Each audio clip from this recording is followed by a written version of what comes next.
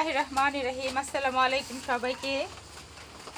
আজকে আমাদের ছাগলের এই যে দুইটা বাচ্চা হয়েছে, বাইরে হচ্ছে বৃষ্টি, আর এই তো এদিকে আমার ছাগলের দুইটা ছানা হয়ে গিয়েছে। এই তো দেখতে পাচ্ছেন, এই যে একটা আর ওই যে একটা, আর এই যে দুইটা হচ্ছে আমার ছাগলের আগের যে বড় দুইটা বাচ্চা ছিল সেগুলো। আর এগুলোকে এখন যে ভুসি আছে এগুলো খেতে দিয়েছে, এগুলো খাচ্ছে এখন। সবাই দেখে অবশ্যই কিন্তু মাশাআল্লাহ বলে দিবেন আর দোয়া করবেন যেন এগুলো খুবই ভালোভাবে বড় হতে পারে।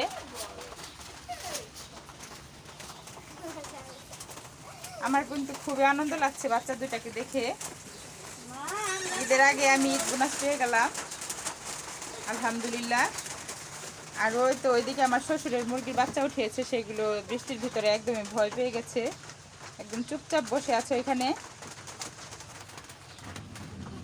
আপনারা হয়তো আমার আগের ভিডিওতে দেখেছেন, এগুলোকে কিন্তু আপনাদেরকে আরও অনেক আগে দেখিয়েছি আমি।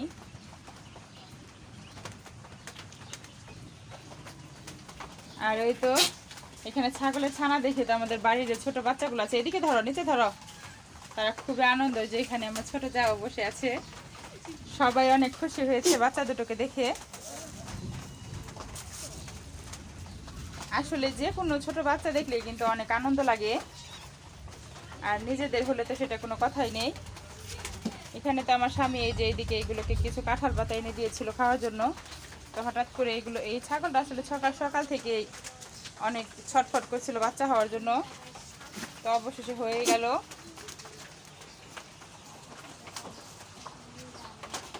বাইরে যেহেতু অনেক বৃষ্টি হচ্ছে, এর জন্য কিন্তু ঘরটা অনেক অন্ধকার দেখা যাচ্ছে, না হলে কিন্তু ঘরটা অনেক পরিষ্কার থাকে।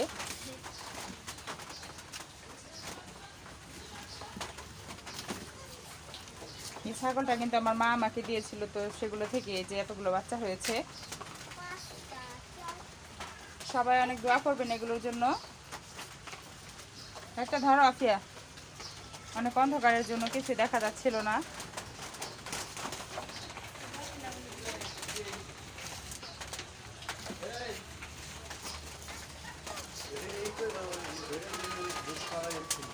আচ্ছা ঠিক আছে, আচ্ছা ঠিক আছে, আচ্ছা ঠিক আছে।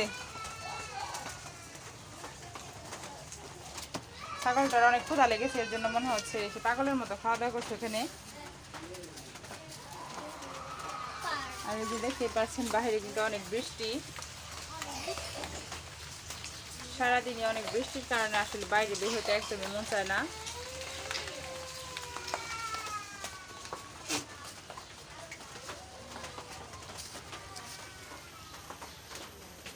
তো এই ভিডিওটি এই পর্যন্ত। সবাই ভালো থাকবেন এবং এগুলোর জন্য অনেক অনেক দোয়া করবেন। সবাইকে আসসালামু আলাইকুম।